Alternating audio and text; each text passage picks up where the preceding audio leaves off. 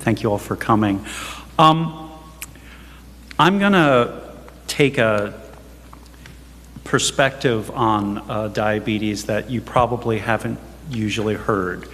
Normally when people are talking about diabetes, they're talking about what should you eat, and this is what everybody wants to ask. In fact, the local PBS station was here earlier, and they interviewed me, and one of the women was like, well, what should I eat?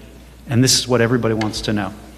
So, obviously, diabetes is a medical issue. What I'm going to say, though, is that diabetes today has become a political issue. And as Lauren pointed out, it's projected to affect 1 in 3, actually 1 in 3 boys who were born in 2000. It's going to affect 1 in 4 girls. And if you were a minority, if you were a black girl, it's projected to affect more than half. It's going to top half, which is crazy. This is crazy. Diabetes existed. It's one of those diseases that's been around humanity forever. So you can find records of Egyptians talking about what you should take if you're urinating too frequently. Frequent urination would be if you had untreated diabetes. This would be one of the things, because basically you've got too much sugar floating around in your system. Your system's trying to get rid of it, and it starts trying to get rid of all that fluid. It's trying to wash it out, and you start peeing like mad. As I found out in 1975, I have type 1 diabetes, and it was kind of my welcome to college thing. Some kids, when they're done with high school, get a car. I got diabetes, and I got the kind that nobody in those days had, and it's still relatively rare, type 1 diabetes. It's been called skinny diabetes. I'm not as skinny as I used to be, but I'm not really overweight. It's considered young diabetes, insulin dependent diabetes. People stopped making those kind of descriptive phrases because none of them made sense after a while. So they just reverted to calling it type 1 and type 2 because there's actually such overlap. Type 1 is actually so much more common now. It's about 5 times more common than it was in the 50s. It's probably 10 times more common than it was 100 years ago. And you might think, oh, that's because people with type 1 diabetes are surviving and they're having kids. Actually, it's very rarely in families. It does happen. You have an increased risk if you have a kid if you have it, like my daughter has an increased risk, but she only has about a 7% chance of having type 1 diabetes, where if you have type 2 diabetes, so if it's in your family, you run a really good risk of getting it. If mom and dad had it, I met a family in Logan, West Virginia, that mom and dad both had it. The 10 adult children all had diabetes, although 2 of them were already passed away, and one of them was in a wheelchair on kidney dialysis with some of her toes missing. So it really does run in families. The question is, why has this happened? Why has it gotten to something that was this odd, rare disease into this thing that's washed across the entire country? And it's actually the world. It's really a pandemic. China and India are now competing for who's going to have the most people with diabetes, just because they're so large and there are so many people getting it in these countries. When I was a kid, people would, literally my mom would say, oh, finish your meal, the kid's starving in India. And there were kids starving in India, and there were people, something like 1 million people starved to death in China or more. And now they have plenty of food, and guess what's happening? They're all gaining weight, and a lot of people are developing diabetes. So why is diabetes a political issue? I've debated this with the toughest debater I've had is my brother, one of my 5 brothers, who we were climbing Mount Katahdin over the summer in Maine, And he said that I'm crazy, that we were talking about one of my brothers has type 2, another one. He says, no, he's got to stop eating. And I'm like, yeah, that's easy to say. He can't do it. He's been trying. He keeps trying to lose weight. It's not working. And the unfortunate fact is that about 95% of diets, you end up gaining the weight right back. So diets don't really work. And finger wagging doesn't really work. We all think it's going to work. My own wife, unfortunately, developed type 2, was finally diagnosed with type 2 diabetes just a few months ago. Okay, I've been telling her, like a fool, stop eating so much, you got to lose weight. No, can't do it. And that's the first crime of any husband, is to suggest. So, I should be taken out in handcuffs for that. But, so essentially, the problem is that doctors sitting there in the exam room saying, Mr. Jones, lose weight. Mr. Jones can lose weight for 2 months, 3 months, 4 months, 9 months, and then he regains it, and we all do. So obviously there are drugs. It is a medical disorder, and there are drugs that can treat both. I take insulin. People with type 2 can take medications. Those are great. There's now something like 24 medications approved for the treatment of type 2 diabetes. They all lower blood sugar level. They all work. It's not a scam. The problem is that none of them has been tested to prevent the worst complication of type 2 diabetes, which, as bad as blindness is, that's not the worst one. As bad as kidney disease, that's not the worst one. All these different things that can go, losing the feeling in your hands and your feet and getting amputated, all these gross, ridiculous things. The biggest problem is you have triple the risk of heart attack. And you're much more likely to be that unfortunate person who dies of a heart attack. And none of these drugs was originally tested with the question of, does it raise or lower your risk of heart disease? And it turns out that many of them raise your risk of heart disease, which is bizarre when you think about it, because if diabetes is a risk factor for heart attack and you lower your sugar level, shouldn't that make your heart disease stop? It makes sense. Unfortunately, nature isn't sensible. And this is a thing that has, for better than 100 years, as doctors have tried to work on diabetes medications, it keeps confounding them, because there are cholesterol medications, statins. You take that, you lower your cholesterol level, you don't get a heart attack, right? But you lower your sugar level, and it doesn't lower your heart attack rate, which seems to make no sense, but somehow it's true. Why, we're not quite clear. But the drug Avandia has been shown. One study came out by this guy who I interviewed, Steve Nissen, at I believe it's the Cleveland Clinic, and he found that it's raising your risk of cardiac death by about half, which would be a really bad thing for a drug for diabetes. The FDA has still not banned the drug. In fact, a meeting that was held by the advisory board for diabetes drugs this summer, they just said, oh, there should be a warning label for it. Why you would do that, why you would take a drug that would increase the biggest risk factor for type 2 diabetes is it's hard to understand.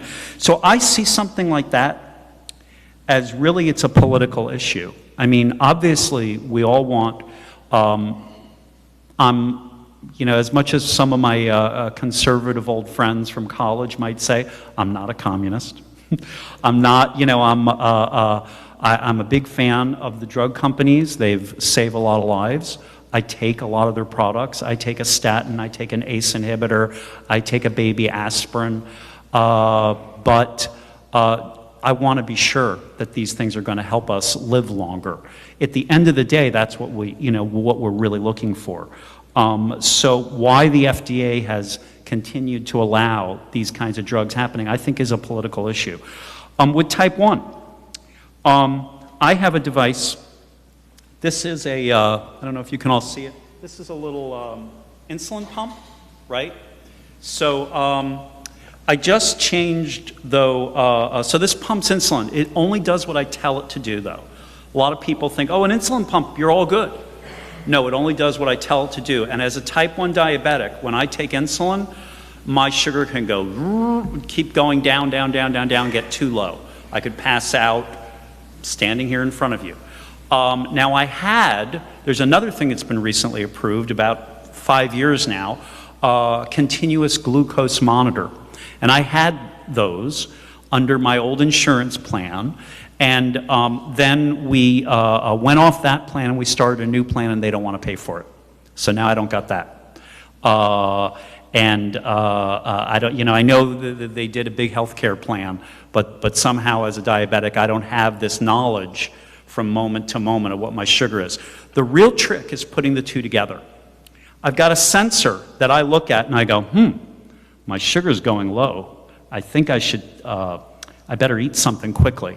I've got a pump, right? But the two don't really talk to each other. And I'm left to calculate it. And I've heard tell that computers are better at calculating than people are. That's, I heard Steve Jobs and Bill Gates, and I think they might be right. And really, I'm not very good at calculating when I'm asleep.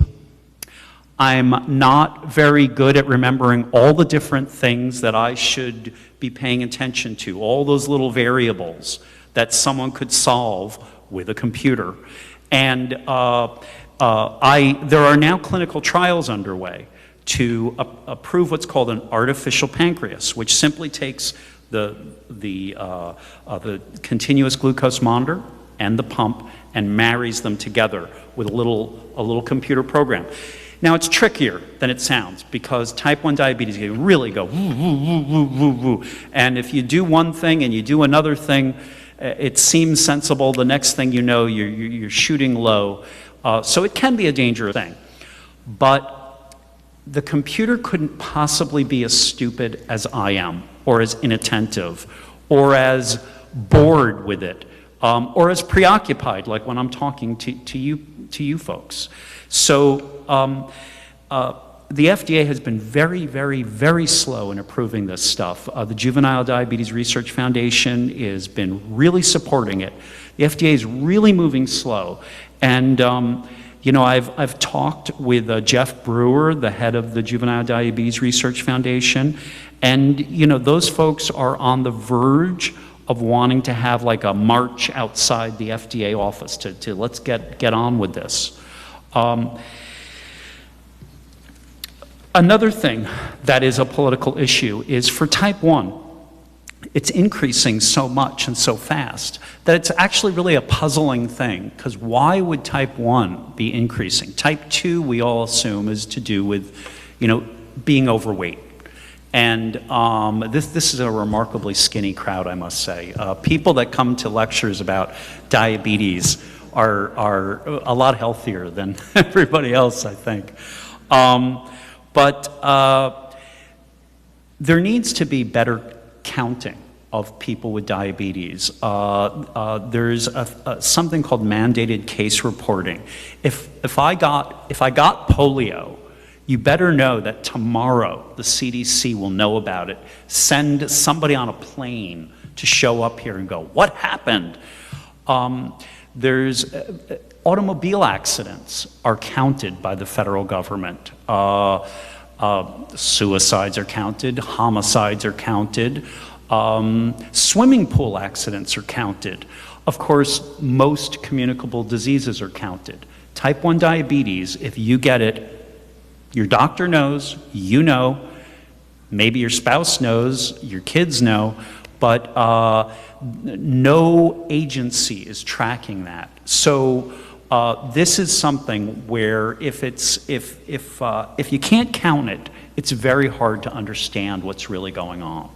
And this would be a great tool that I've visited communities where they have bizarrely high rates of type 1 diabetes that are really of great concern to people, and yet nobody's quite sure, well, how high are we compared to everybody else? There's no central database.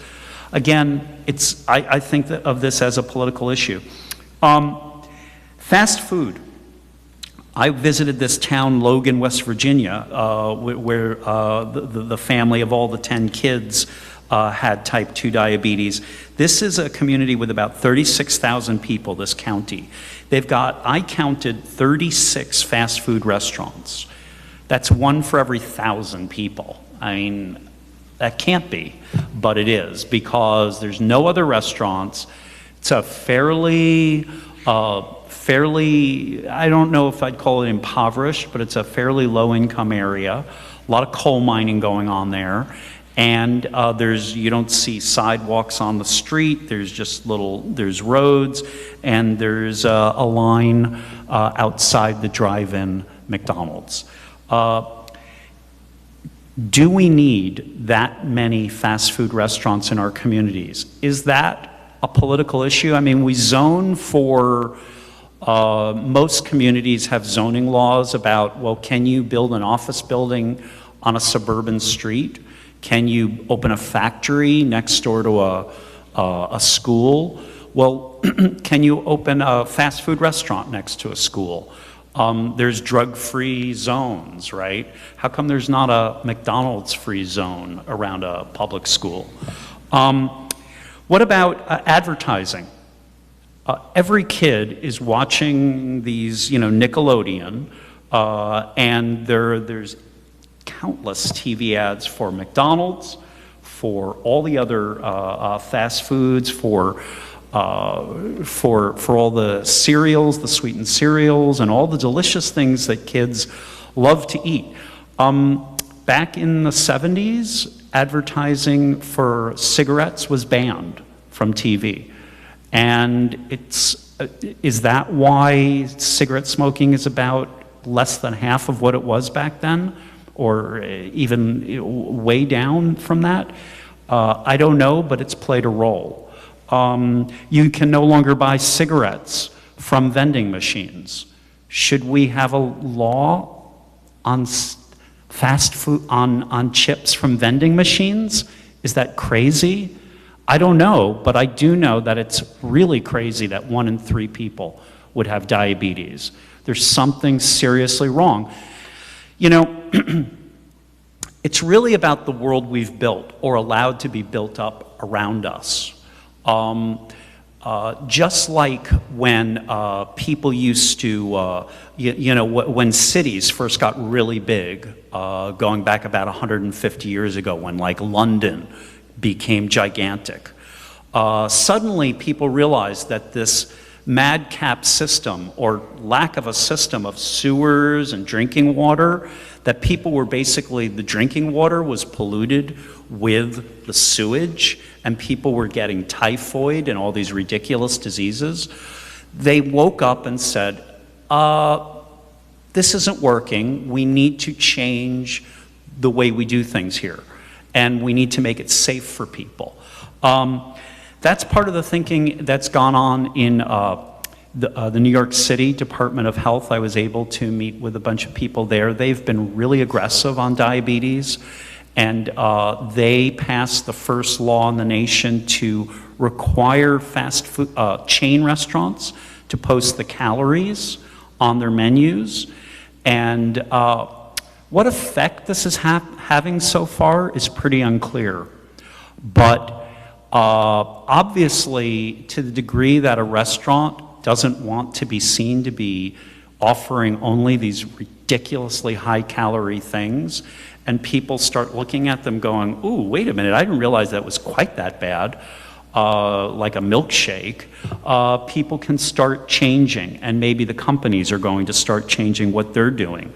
And that, by the way, now in the healthcare bill that was passed this year, that's now going to be required around the country. So chain restaurants are now going to have to put the calorie counts on all their menus, which is, again, that's just information, but information can be really powerful. Soda taxes. This is a very contentious issue. I'm sure there are those among you out here who think that's like wrong to tax soda. But it's worked fabulously well with cigarettes. You know, cigarettes you used to be able to get them for $1.50 or something. Now they're like $8 and $10. They're ridiculously expensive because you can throw those taxes on and people will use them less. And it's just another tool that can be really useful. Physical education in schools. Why has physical education, do we not have enough time for physical education anymore? There's all these various programs to improve math and improve English. If we're raising a generation of kids who are going to be overweight, sedentary, overeating, don't understand, the basics of a healthy lifestyle, maybe we need to go back to, hey, get outside and run around and go crazy out there. Maybe should iPods and iPhones and video games be taxed? I don't know. They're clearly, this is a dramatic, anyone who's a parent of about my age, you've got to be blown away by how kids are utterly glued to these devices. And it didn't used to be that way. For my daughter who's turned 15, this is the world she lives in. She's constantly wanting to do that stuff. And I am constantly telling her, get away from that thing. And it's really taken over. It's great for Steve Jobs. He's doing great. But I don't know if the health effects have really been considered. Stairways, bike lanes, the subsidies that this government pays to the growers of corn, which if you were in Iowa, you would all be throwing rocks at me right now. But if you were in California, where they grow fruits and vegetables, and they ain't getting those subsidies. And why when I want, it's great to say, you should eat 5 servings of fruits and vegetables a day. But when I go to the grocery store and I look at asparagus, it might be $3 if it's on sale, it might be $4 for a pound. If I want to buy a box of Little Debbie cakes, they're $1.50. So why are we supporting these companies that are poisoning us? I don't have answers to all these things, but I think that the traditional approach about diabetes, which is, what should I eat? Like it's our own fault. And, it is our own fault. We should eat less. We are all in control. Every one of us could change our life tomorrow. And if that would happen, that'd be great. But I think we've had 30 years of listening to experts tell us to change our ways. And Mr. Hurley, what did you do wrong here, Mr. Hurley? Well, you made a mistake. And, darn it, it's the world we're living in. We haven't changed. The world we're living in has changed.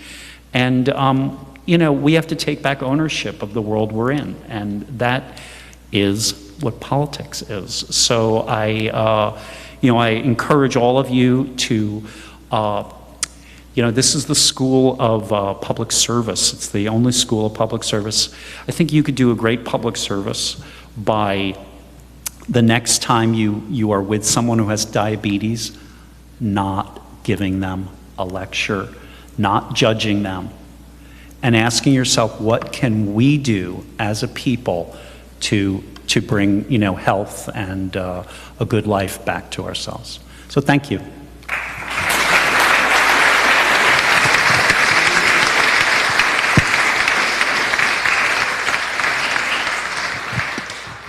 Thank you for that. If you raise your hands, we'll get a microphone that... And you can ask me about diet if you want, because I do know, unfortunately, way too much about it. Right here. In the black shirt. Lady in the back? And Right there?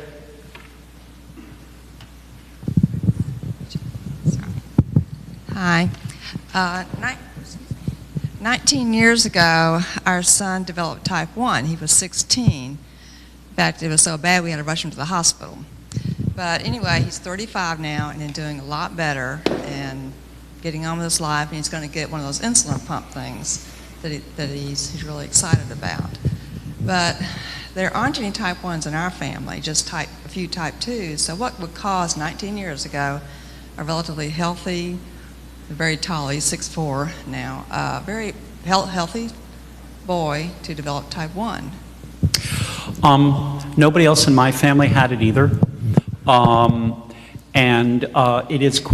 It remains quite mysterious. We know the how, that the immune system wakes up one morning and goes, hey, those cells in the pancreas that produce insulin, let's kill them, because they look like they're invaders.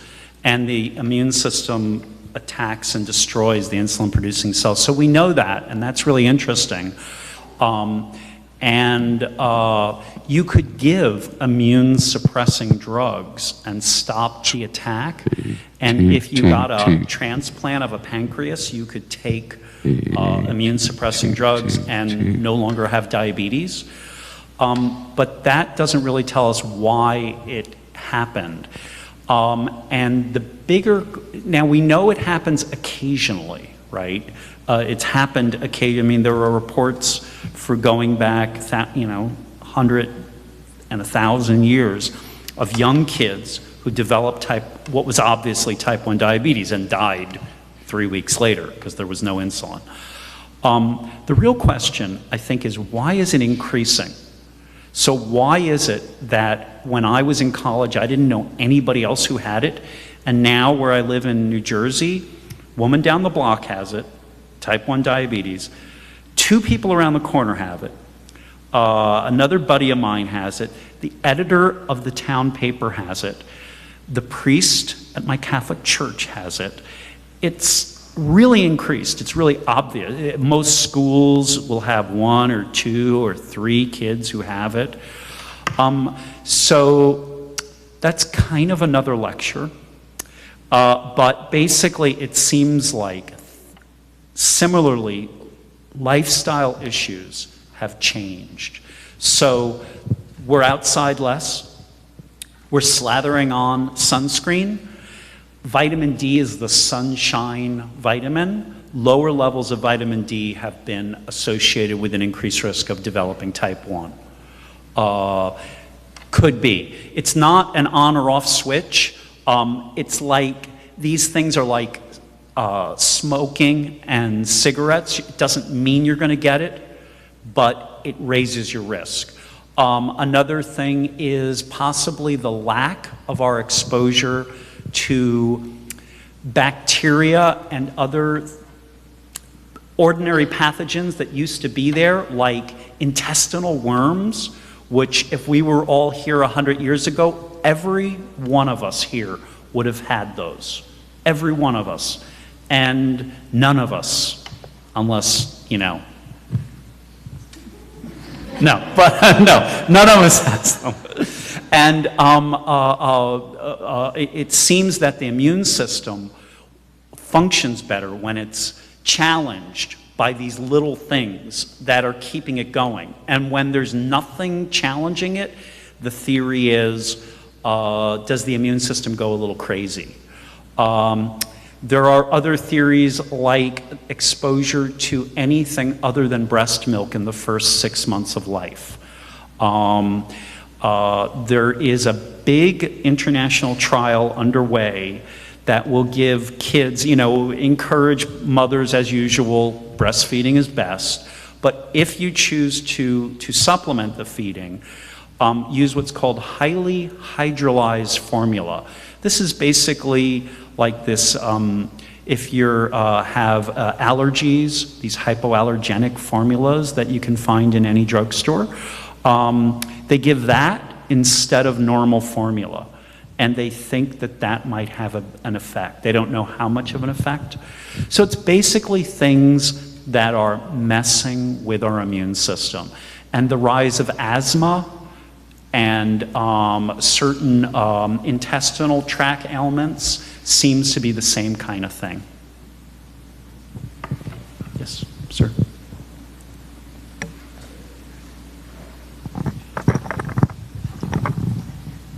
My daughter was diagnosed type 1 when she was 6 years old. She's now 43 years old, so we've been blessed. Does she have me beat? No, we're the same, 35 years.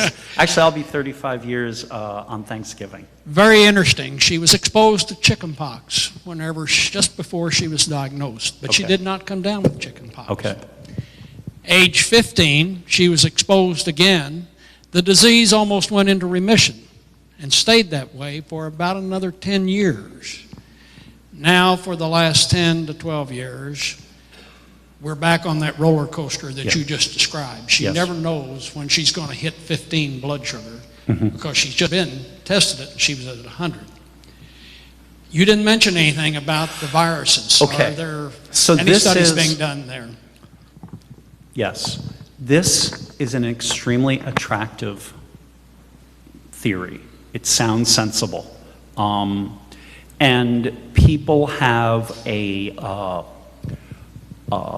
all want to, we're all attracted to anything of this did it.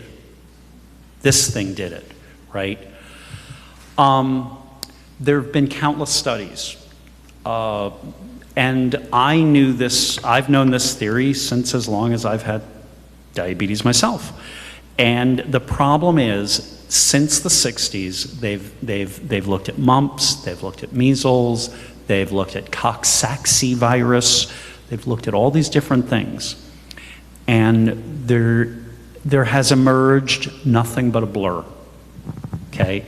There are still studies coming out that are very confident in saying, well, we've seen this association.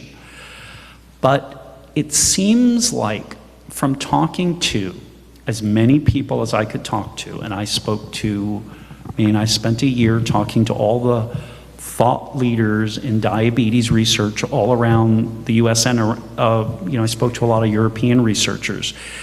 The view seems to be that they've more or less, they've been going down that road and it hasn't gotten them anywhere. And they're just sort of like, it seems the best guess is that the exposure, if you get it right, that it might tip you over. That just being sick and run down is when you happen to be diagnosed, right? Because like if I get sick, my blood sugar goes up through the roof.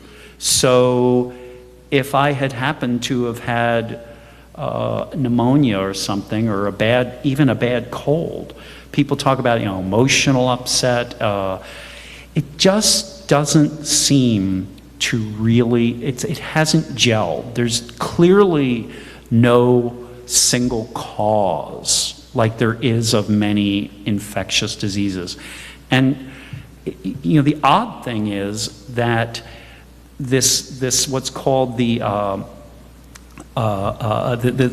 other theory of that it might be lack of exposure to these infectious agents, is that it would literally be nothing causing it. Not that there was no cause, but that nothing, not having your immune system challenged. Kind of like a kid who is kept in a closet and never hears people talking. He's not going to develop normally. So like maybe the immune system needs these challenges. Now obviously we're not going to give people measles in order to prevent diabetes, but they're actually testing. There's researchers in, this woman, Anne Cook in England, is testing taking pieces of the eggs of a kind of intestinal worm and exposing, she's doing it with mice right now, and she wants to be convinced first that it works in mice.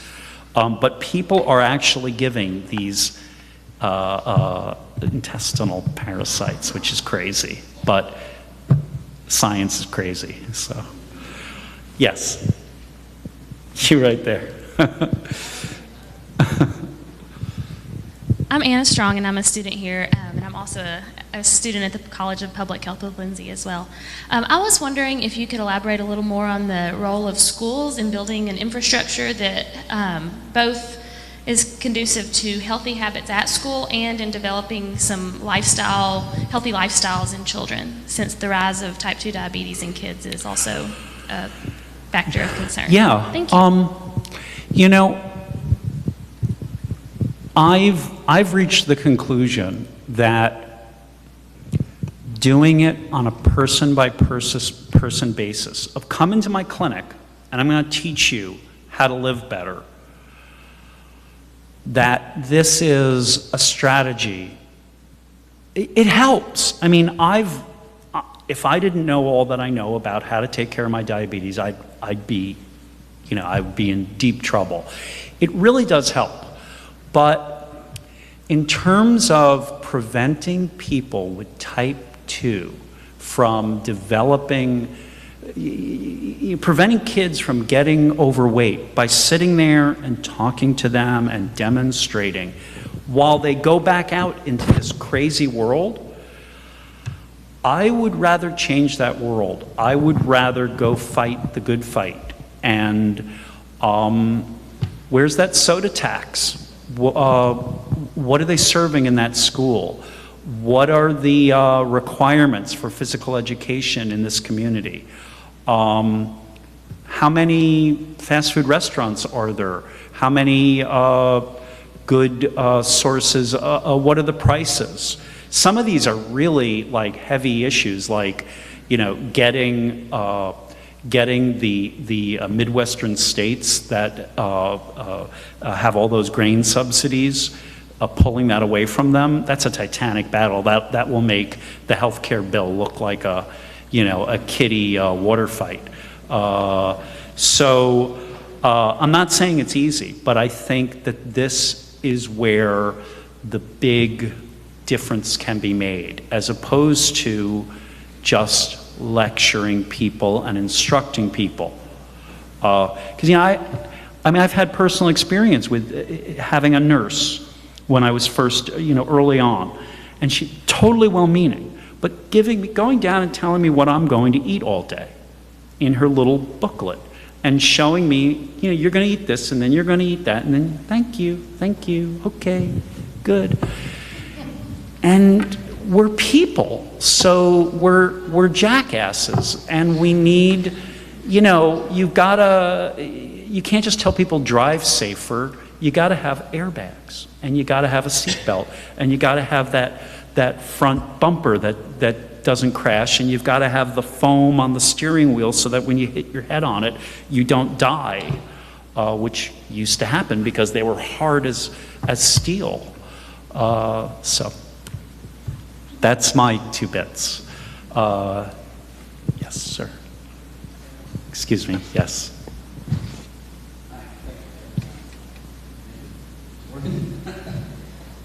I want to comment. One thing is that, at least based on what I know about most of my type 2 diabetes, that you can develop a type 2 diabetes and not be obese. I know we always associate obesity with diabetes, but you can mount increasing levels of insulin resistance, and it won't manifest itself in being obese. But I'm kind of curious about your opinion that you touched on in the first 10 minutes, saying that, and you just talked about it now, how going down and trying to tell people how they can eat is really not the way to do it. But a lot of science point to the fact that the decline of the American dietary, the Western diet, is giving rise to a lot of the degenerative diseases, particularly diabetes type 2. And to get back to the point that it's a political issue, I think it is a political issue because when you listen to how they teach kids in school, and we all remember learning about the food pyramid and all that, and when you start studying about nutrition, and you realize that it's not about counting calories, and it's not about, I can only eat 1,000 calories a day, but more about macronutrient management and really dietary glucose management. In the food pyramid of antibiotics, they say eat 8 servings of grains and fruits and vegetables a day. You realize that the government monetizes the entire base of that pyramid. In my opinion, the bottom line is the less dietary carbohydrate you can eat, the better you'll be. I've personally seen people come off their glucophage, metformin, and all that by controlling glucose. So I don't think it's quite fair to say that, well, we're only human and everybody that bites is going to gain weight back. Those people don't know what they're doing, in my opinion, when they diet. They're cutting calories. They don't realize that they are cutting calories only to slip up and be more insulin sensitive, and not only do they gain weight back, but they gain it back worse and quicker.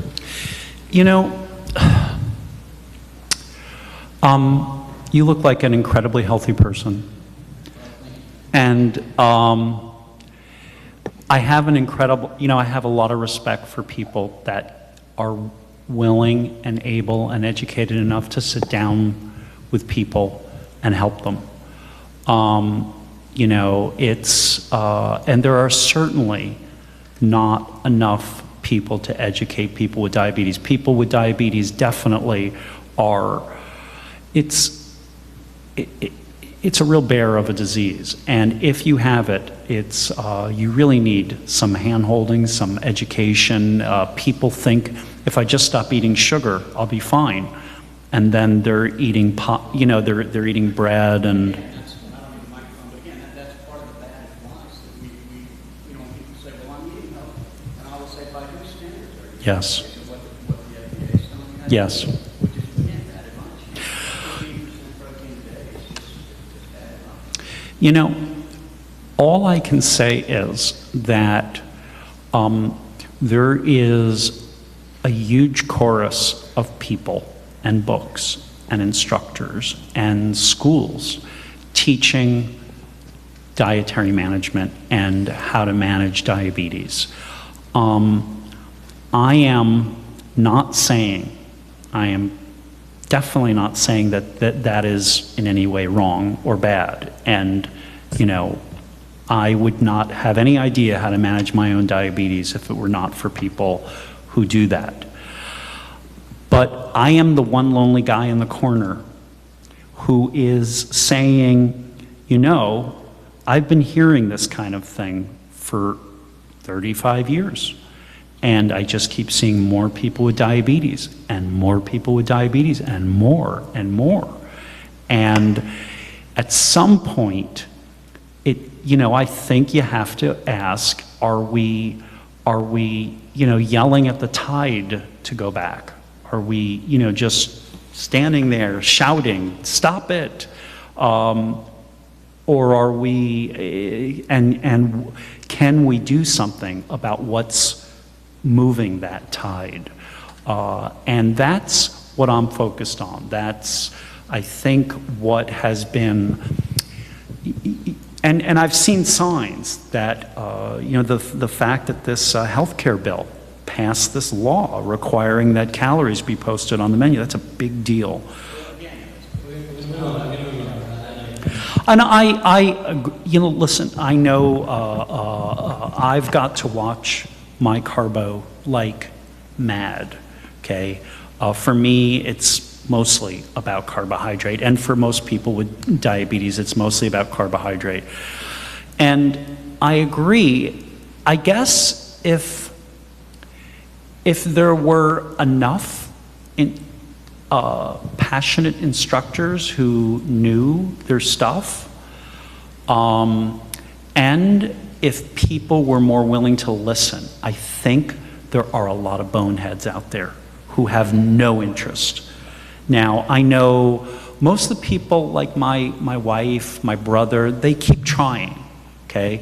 So, but I mean, they've both gone to dietitians. They've read books. I'm on my wife. My brother, his wife is always cooking him special food. And, I don't know what the answer is, but I do know that when whole communities are getting inundated, that, you know, maybe beyond, that there might be other strategies in addition to just instructing individuals at the individual level, that at the society level, at the state and national level, we could implement things that are going to have, that also support people making the right choices.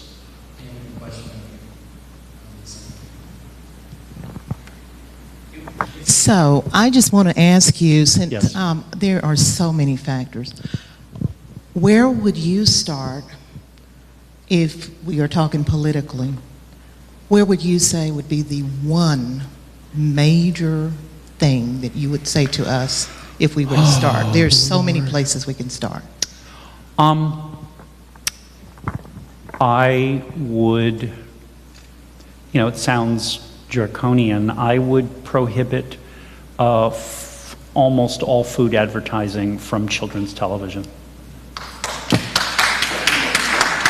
I mean, it seems like a real violation of, you know, those people's rights, but I don't think there are any fruit and vegetable companies that are advertising to them, you know, and I mean, if you got to work that hard to sell it, like maybe the people don't really need it. So that would make, and I've seen economic analyses of that, and it's pretty impressive. I mean, advertising works, or why would all those people be spending all those billions of dollars? It really works. So getting rid of it would, I think, would make boom, and it's really simple, you know.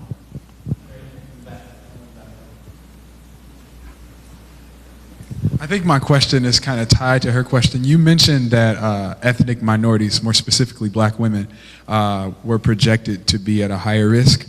And I have 5 sisters, and diabetes is common in my family.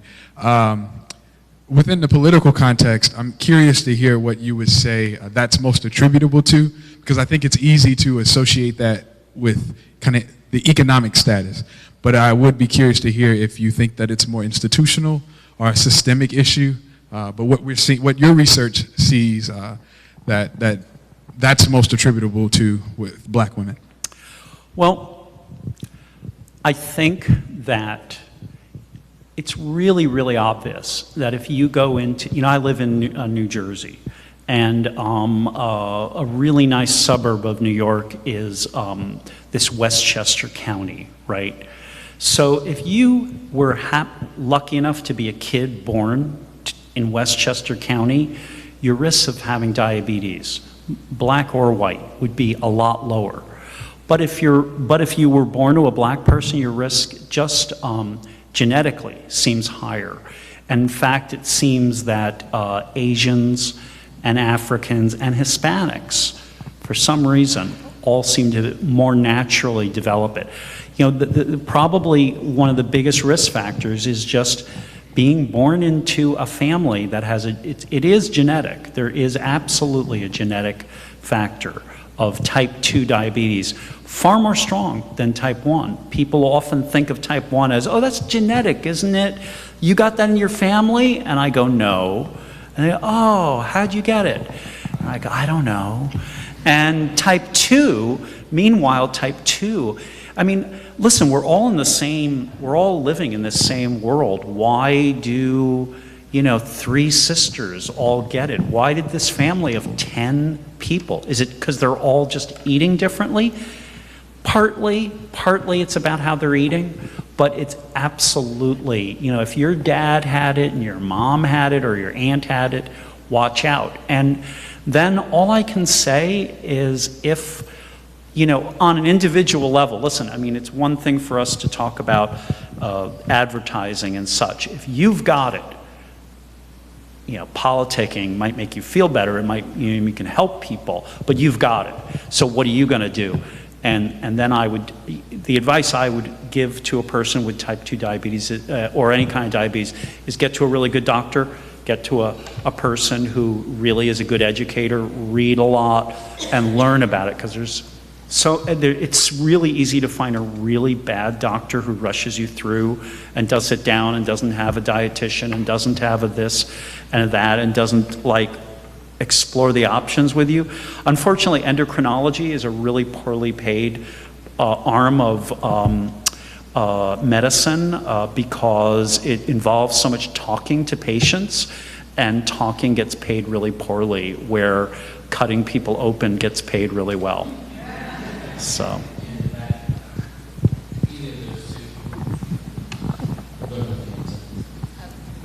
I have a comment and a suggestion for your next project. Okay. I'm a gastroenterologist and I'm married. You're a what? A gastroenterologist. Great. And I'm married to an endocrinologist. So, and I've been in practice in the same area, same zip code for 25 years. And I have noticed the same things that you're noticing, diabetes, but I think you should look at it in a broader context, in the context of other diseases that parallel type 1. For example, celiac disease. It's celiac, and I mentioned, these intestinal disorders. Celiac, absolutely. And there's a new disease that we never saw before, eosinophilic esophagitis, where the allergy cells come and line the esophagus. Mm-hmm. So, and I have a feeling, I have not investigated it because I'm not in academics, but I have a feeling that if you superimpose the graph for celiac disease with eosinophilic esophagitis and type 1 diabetes and other autoimmune diseases, they'll follow, my prediction is they'll follow the same course. And they do. Yes. They are, and in fact, people with type 1 have an increased risk of celiac. So something changed in our environment Yes, about 20 to 25 years ago. yes. Was it the food? I think it was rap. No. No, I don't know. I mean, honestly, I think it's hard to lay out all these. I mean, if you look at my book or get it at a library or whatever, there are a lot of things that all do seem to be stressing out the immune system. And interesting, you say you're a gastroenterologist, because type 2 diabetes, the best, most immediate, reliable cure that requires no brain power whatsoever is a surgical, what we normally think of as a weight loss surgery.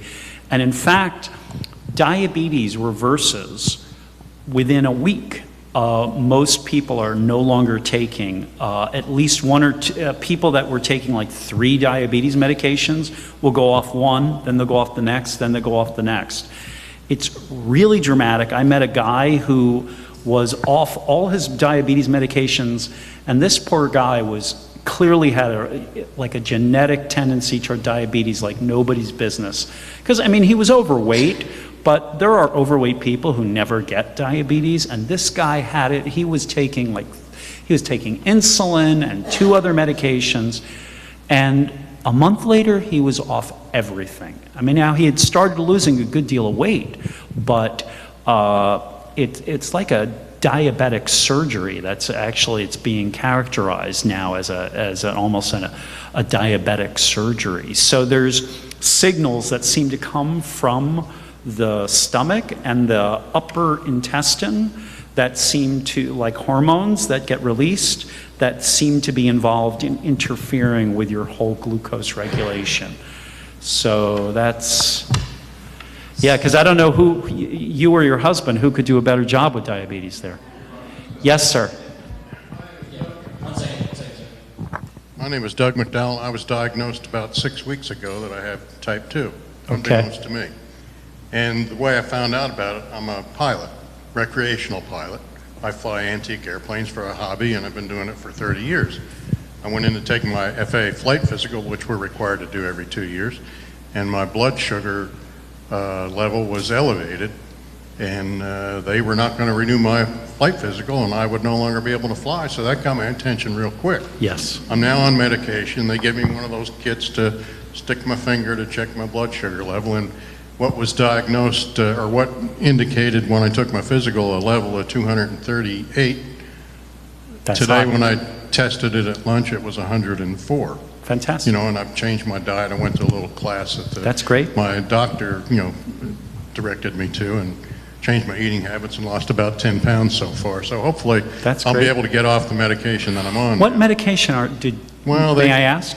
If you name some, I might recognize one. Metformin. Yeah, that's one of them, yeah. You're on that? Yeah. Are you on more than one? Yeah, there's another one, an orange pill. I don't know what that one was. So it was just 6 weeks ago, Yeah. and they already had you on 2 medications. Well, they put me on one first, which was not that one, and then I was on it for a couple of weeks, and it came down. And then he suggested I get this other one too, that metformin, I think. Yeah, I mean, this is where, metformin is one of the cheapest medications. It's off patent. Even Consumer Reports recommends it But I had as another- the best another treatment question for for you. initial treatment for diabetes. I'm concerned that perhaps the government is subsidizing bad eating habits through their food assistance program. The Department of Agriculture used to have these food stamps. They've Yes. gone away from that. I think they've turned it over to the states Yeah. where they have a food stamp card, more or less. It works like a credit card. But people that are getting, the food assistance money through their card being charged up every month, I see them in the grocery store with a shopping cart full of Pepsi-Cola and your Little Debbie snack cakes and bags of Doritos and stuff like that. And, they put that card through the system and they can buy that food as opposed to buying dried beans and rice and, other stuff and fresh fruits and vegetables. That's what I eat all day, is Perhaps just that's a dried public beans, policy rice. thing that they may adjust to change eating habits. Listen, there's no question that the government is supporting a lot of policies that are not helping the nutritional status of people and, raising the risk of diabetes. Now, whether we're going to say you can buy this, you can't buy that, that might be a little heavy, but to say, what, we're going to double the price, we're going to triple the price of Little Debbie, we're going to treat Little Debbie like Marlboro. And instead of at $1.99, Little Debbie snack cakes are $10. And I would think a lot of people would stop buying them. I'd be happy to answer any questions. I'm here. Diabetes rising through here. If you do have any more questions, you might visit after. Thank you, Dan, for coming. Thank you all. Thank you.